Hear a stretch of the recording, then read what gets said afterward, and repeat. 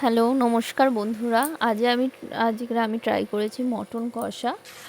অনেকদিন পরে মেয়ে জামাই এসেছে, তার জন্য ভাবলাম আজ মটন কষা বানাই। তার জন্য রেসিপিটা বানাচ্ছি, আপনারা দেখুন। মটন নিয়েছি, তার সাথে পেঁয়াজ, আদা, রসুন সব নিয়েছি। পেস্ট করে একসাথে মিশিয়ে নেবো, তেল দিয়ে মশলা দিয়ে মাখিয়ে নেবো।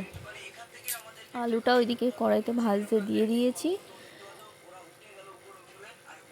একসাথে সব মাখিয়ে কিছুক্ষণ রাখবো, রেখে আলুটা ভাজা হয়ে গেলে তারপর কড়াইতে নাড়াচাড়া করে প্রেসারে একটু সিটি দেবো। সিটি দিয়ে তারপর নামিয়ে নেবো।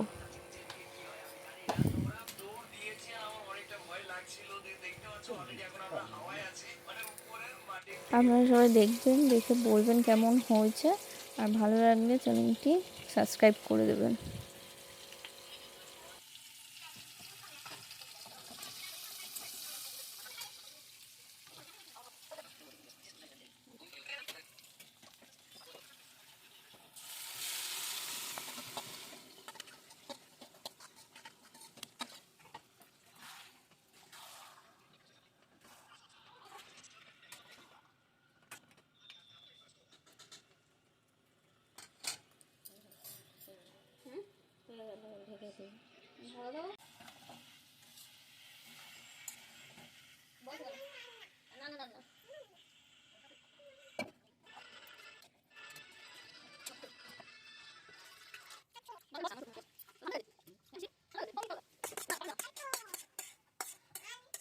মাংস তো কি হয়েছে? মাংস